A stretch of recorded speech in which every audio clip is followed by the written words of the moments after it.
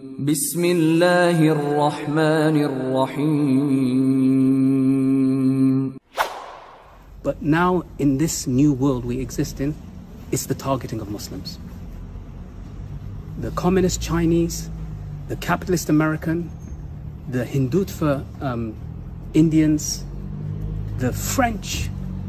It doesn't matter. If you're Muslim, they're going to target you. What level you're practicing at, they don't really care. They don't really care whether you've got a beard or a hijab or a scarf, or they don't really care about that. If you say, Ashhadu an la ilaha illallah Muhammadur Rasulullah, you're a target. And there's been a normalization of Islamophobia. So there's one thing I tell you, brothers, you know, I spent 3 years in Gvantanamo, 2 of those years in pure solitary confinement.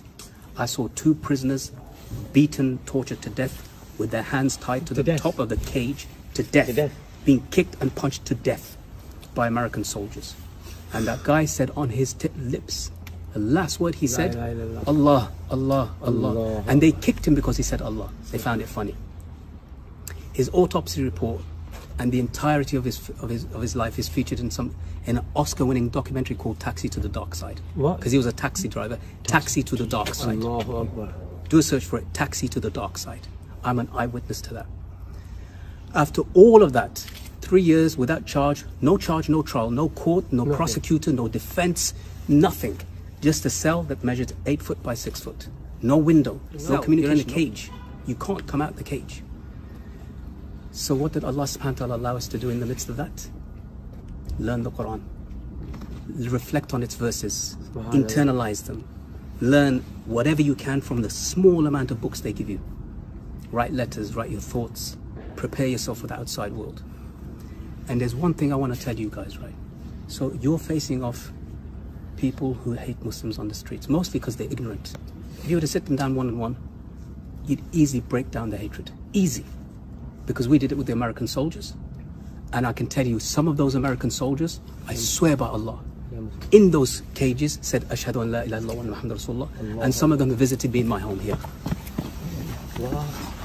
So don't let your enemy and your abuser and your tormentor and your jailer become your teacher.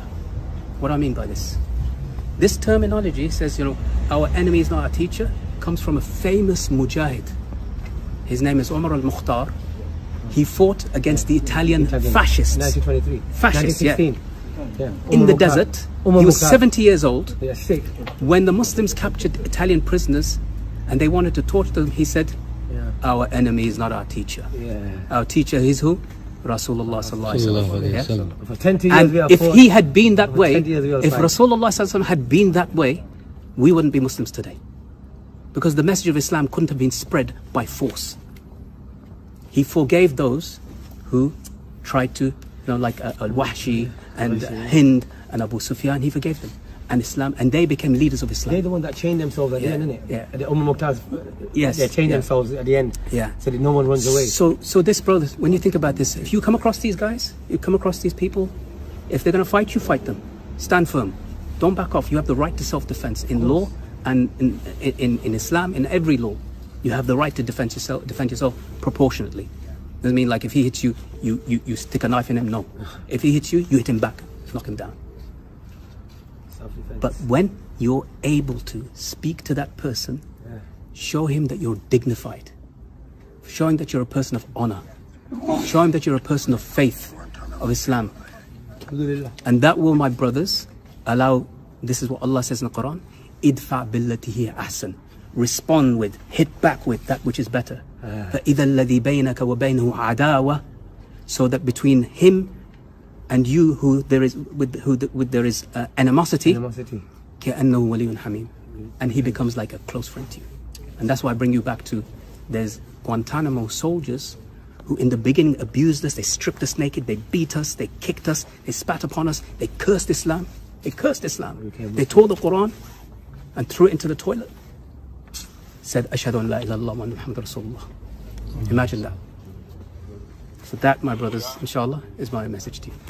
That's all attack them where you see them.